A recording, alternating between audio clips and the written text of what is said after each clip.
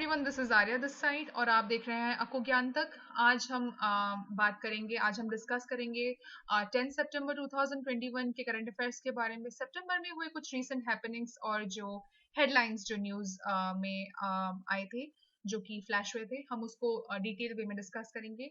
इससे पहले मैं अपने सेशन को शुरू करूं, मैं आपसे रिक्वेस्ट करूंगी कि इस वीडियो को लाइक और शेयर करें और इस यूट्यूब चैनल को सब्सक्राइब करें और हर उस सोशल मीडिया में, फेसबुक हो या इंस्टाग्राम हो, आप जिस किसी में भी हैं, आप अको ज्ञान तक को फॉलो करें और अको ज्ञान तक के टेलीग्राम चैनल को जरूर ज्वाइन करें। Thank you very much. तो चलिए शुरू करते हैं हमारा आज के सेशन।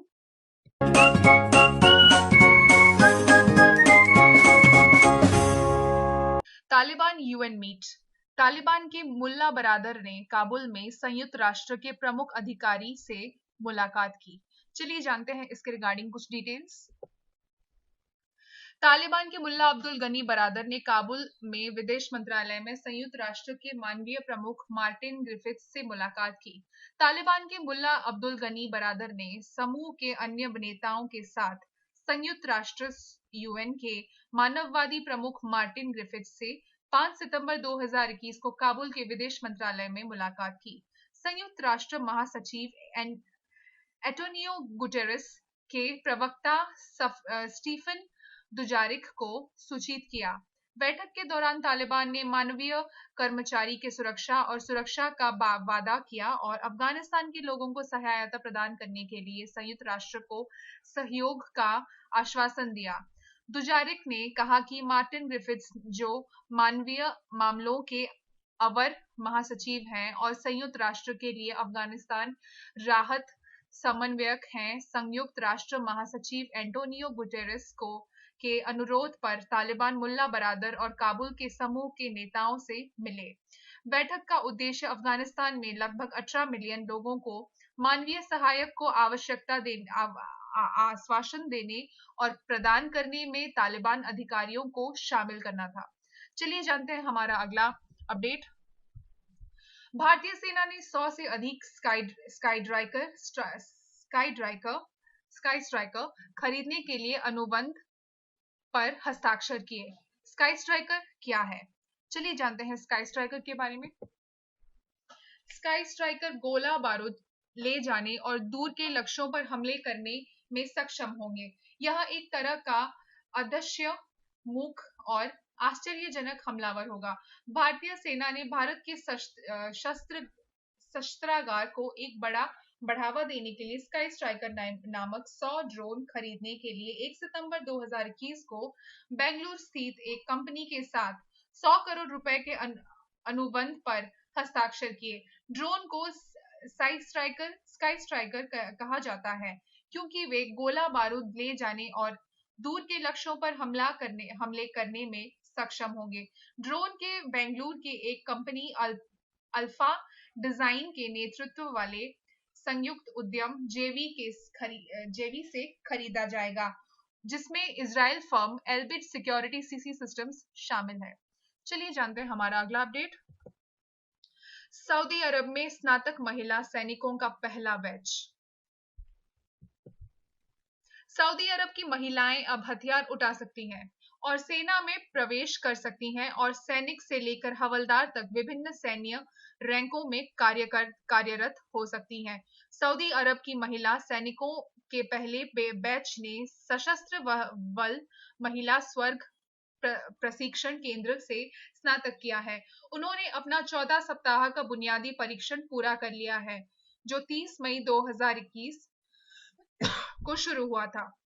सबसे उत्कृष्ट छात्रों के नाम सहित सभी स्नातकों के नामों की घोषणा हाल ही में आयोजित एक समारोह में की गई। सऊदी अरब के साम्राज्य ने फरवरी 2021 में एक ऐतिहासिक निर्णय में सऊदी अरब की महिलाओं को सेना में भर्ती होने की अनुमति दी थी। यह एक बड़ा निर्णय था क्योंकि इसने राष्ट्र में महिलाओं को हथियार उठाने की अनुमति दी थी, जिसके पहले कभी अनुमति नहीं थी।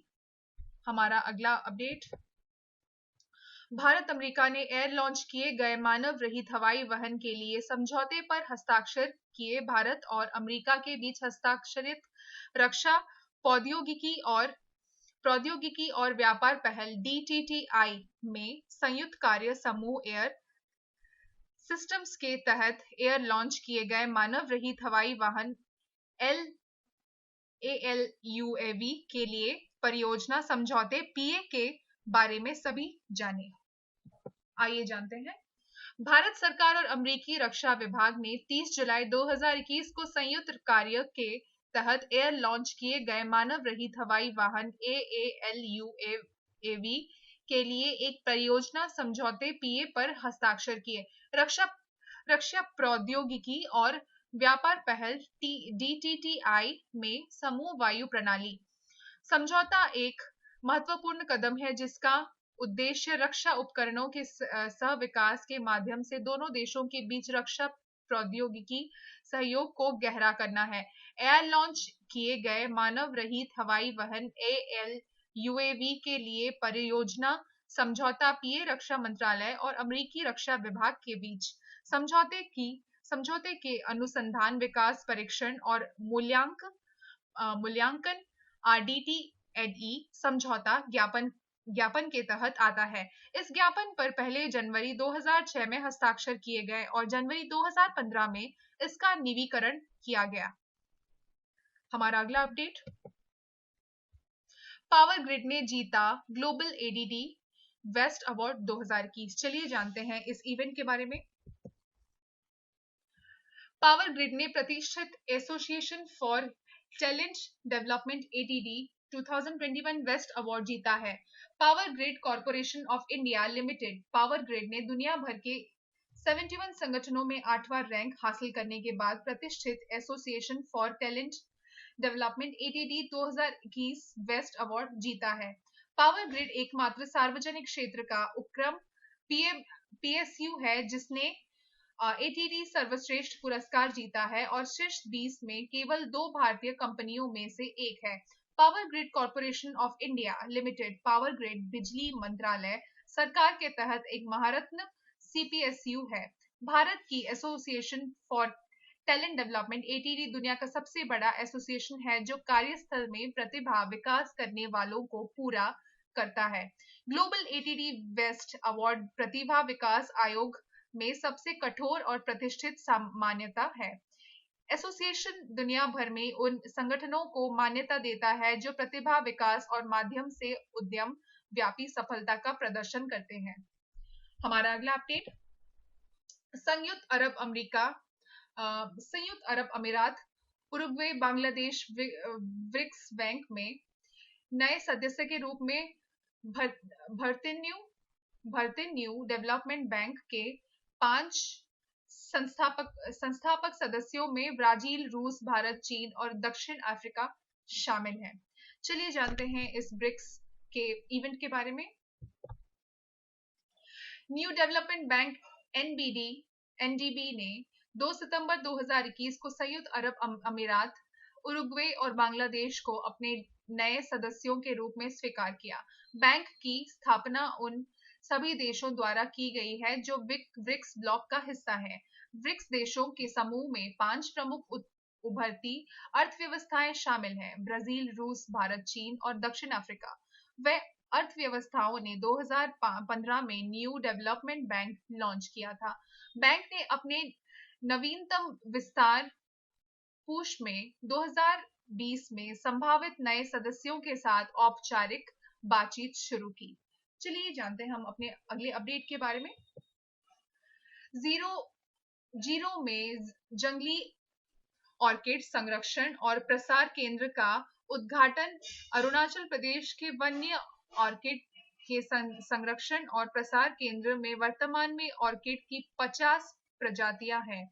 वे आम जनता के लिए मामूली कीमत पर बिक्री के लिए भी उपलब्ध है। चलिए जानते हैं हम जीरो ऑर्किड कंजर्वेशन के बारे में। कृषि और बागवानी मंत्री तागे तकी ने राज्य के निचले सुबनसिरी जिले के हापोली में अरुणाचल प्रदेश के जंगली ऑर्किड के संरक्षण और प्रसार केंद्र का उद्घाटन किया। ऑर्किड फलों के पौधों के सबसे बड़े परिवारों में से एक है। दुनिया में लगभग 24,500 ऑर्किड हैं। हाल ही में शुरू किया गया जंगली ऑर्किड संरक्षण और प्रसार केंद्र हापोली वन प्रभाग की एक पहल है और डीएफओ कार्यालय के परिसर में स्थित है।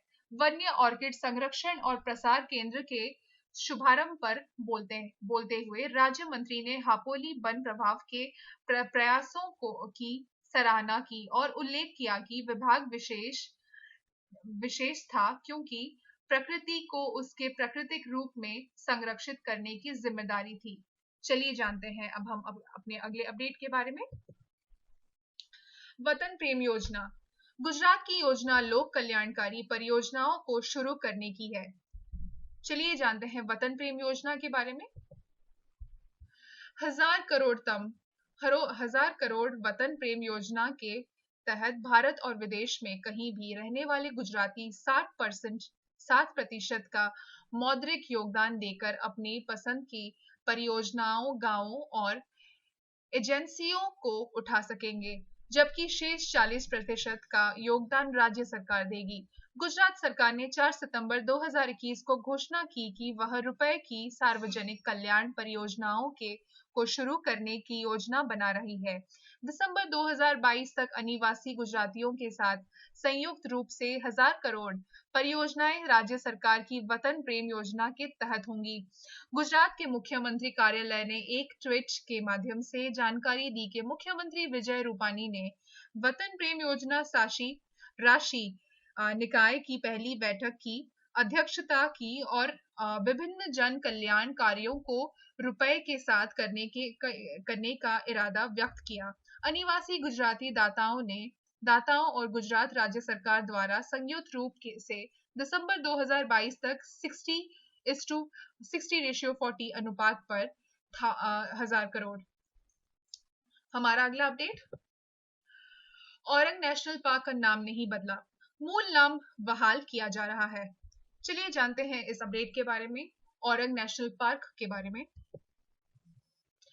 असम के मुख्यमंत्री हेमंत बिस्वा ने 2 सितंबर 2021 को राजीव गांधी राष्ट्रीय उद्यान का नाम बदलकर असम में औरंग राष्ट्रीय उद्यान करने पर हवा साफ करने के लिए बात की। सीएम बिस्वा ने कहा कि पार्क का नाम नहीं बदला गया है, लेकिन राज्य में स्थानीय लोगों की भावनाओं का सम्मान करने के लिए इसका नाम इसके मूल नाम औरंग नेशनल पार्क में बहाल किया जा रहा है। असम कैबिनेट ने 1 सितंबर 2021 को राजीव गांधी औरंग नेशनल पार्क का नाम बदलकर औरंग नेशनल पार्क करने के प्रस्ताव पारित किया था।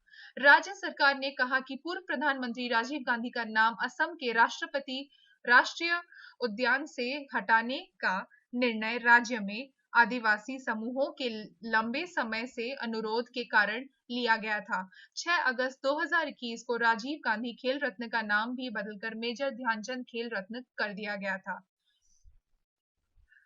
चलिए जानते हैं हम अपने अगले अपडेट के बारे में। न्यूयॉर्क में फ्लैश फ्लड, आपातकाल की स्थिति घोषित। तूफान ईडा के कारण रिकॉर्ड तोड़ बारिश के बाद कम से कम 41 मरे। चलिए जानते हैं इस अपडेट के बारे में। न्यूयॉर्क में बाढ़, यूएस ईस्ट कोस्ट में तूफान ईडा के अवशोषों के कारण रिकॉर्ड तोड़ बारिश की सूचना मिली थी। निचले इलाकों और सबवे में बाढ़ आ गई और सड़कों को नदियों में बदल दिया गया। न्यूयॉर्क बाढ़ अपडेट, एक अप्रत्याशित मौसम की घटना में न्यूयॉर्क तूफान ईडा के अवशोष के कारण अचानक बाढ़ की चपेट में आ गई। 2 सितंबर 2021 को रात भर में कम से कम 41 लोगों की मौत हो गई। यूएस ईस्ट कोस्ट में रिकॉर्ड तोड़ बारिश की सूचना मिली। बाढ़ निचले स्तर के अपार्टमेंट और सबवे और सड़कों को नदियों में बदलना। ऐतिहासिक मौसम की घटना ने उस क्षेत्र के नागरिकों को झकझोर कर रख दिया, जिन्होंने इतनी बारिश कभी नहीं देखी थी। न्यूयॉर्क के मेयर ने आपातकाल की स्थिति घोषित कर दी और लागाडिया जेएफके हवाई अड्डों और नेवार्क हवाई अड्डों पर सैकड़ों उड़ानें रद्द कर दी गई। नेवार्क हवाई अड्डों नेवार्क हवाई अड्डे पर एक टर्मिनल कथित तौर पर बारिश के पानी से भर गया था। तो आज के लिए बस इतना ही। Thanks for watching. I hope आपको ये वीडियो पसंद आया होगा। इस वीडियो को जरूर लाइक और शेयर करें और इस यूट्यूब चैनल को जरूर सब्सक्राइब करें। Thank you very much.